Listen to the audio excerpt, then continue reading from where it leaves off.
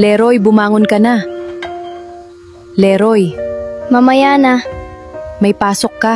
Alam ko. Kung alam mo, bumangon ka. Masandali lang nga. Apo, ligpitin mo muna yung higaan mo. Lola naman ang aga-aga sermon agad. Hindi sermon yan, utos yan. Parang pareho lang naman. Leroy, ayusin mo pagsagot mo. Sinasagot ko lang naman. Apo, hindi lahat ng sagot tama. Hindi rin lahat ng matanda tama. Balang araw, Leroy, maintindihan mo rin kung bakit ka namin pinagsasabihan. Lagi na lang balang araw. Leroy, pakisampay naman ito, masakit tuhod ko. Mamaya na lo, may nilalaro ako.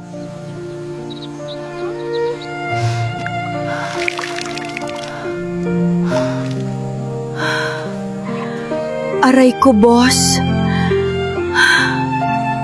Leroy, bili ka nga ng gamot ko sa tindahan. Bakit ako? Masakit likod ko. May iba naman dyan. Wala na, nanay mo nasa trabaho. Mamaya na.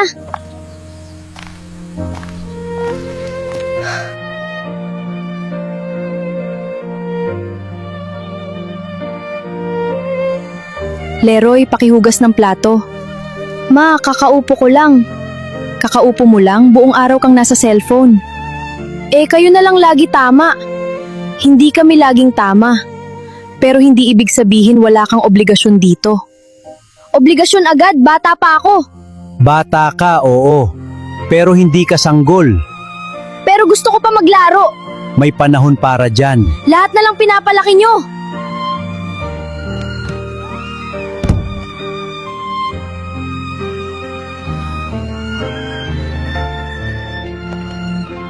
Class, please submit your assignment.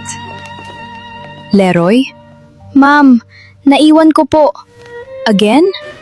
Classic. Mamaya na daw. At least iconic. Leroy, this is not funny. Ma'am, assignment lang naman. Yan ang problema mo. Lahat lang naman. Utos lang naman. Assignment lang naman. Paalala lang naman. Kaya hindi mo napapansin, unti-unti kang nagiging taong hindi maaasahan. Grabe naman, ma'am. Character judgment agad. Hindi yan judgment. Observation yan.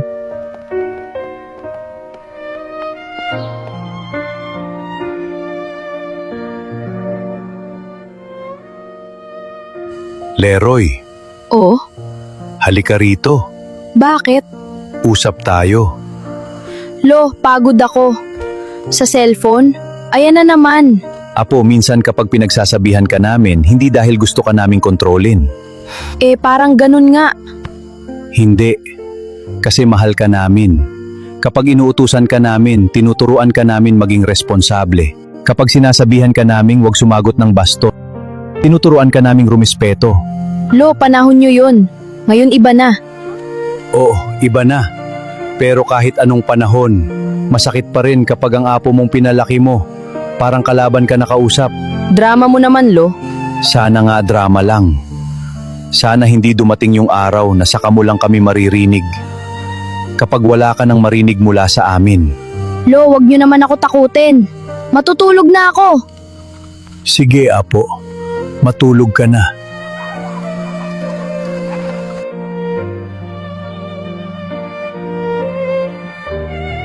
Leroy, Oh, pakikuha nga gamot ko sa kahon. sandali. Ngayon sana. Lo, wait lang. Matatalo ako. Leroy, pakibilis. Lola, pakikuha lang daw gamot ni Lolo. Sandali lang, may hawa akong mainit. Ako na lang. Lo, sandali nga sabi.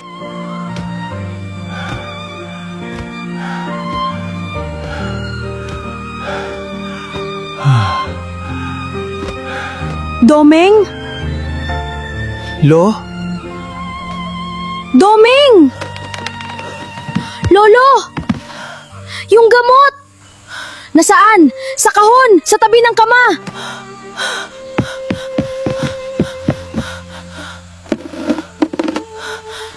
Bilisan mo! Lo, ito na. Lo, inom ka na!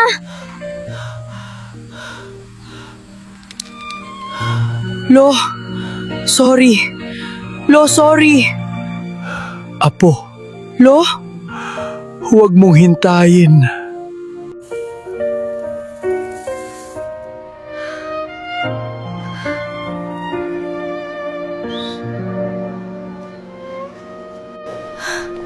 Ano nangyari? Inatake si lolo mo. Nasaan ka? Nasa sala po. Tinawag ka ba niya? Opo. Anong pinapakuha? Gamot. Nakuha mo ba agad? Hindi po. Naglamaro po ako. Hindi kita sisigawan.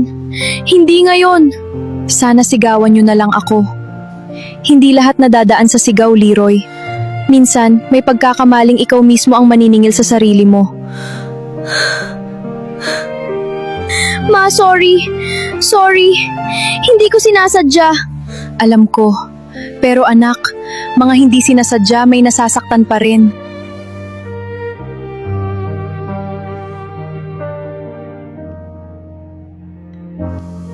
Lo, sorry. Dapat kinuha ko agad gamot mo. Dapat hindi ako naglaro. Dapat hindi ako sumagot-sagot lagi. Akala ko kasi utos lang. Sermon lang. Paulit-ulit lang. Hindi ko alam na isang araw yung simpleng utos pala. Pwedeng maging huling chance ko para makatulong. Lo, please. Pagaling ka. Hindi na ako sakit ng Hindi na ako magmamamaya. Please.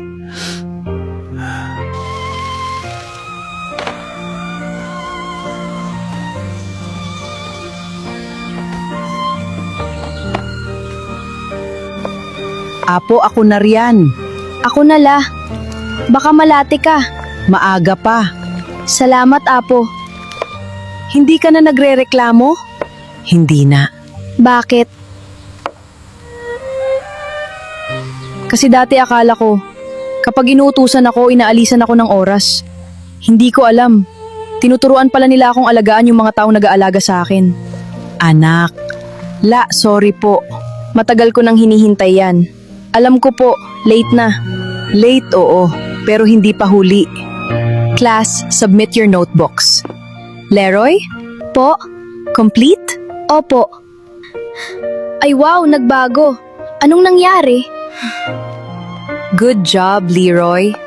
Salamat po, ma'am. Are you okay? Hindi pa po. Pero sinusubukan ko na pong maging mas maayos. That's a good start.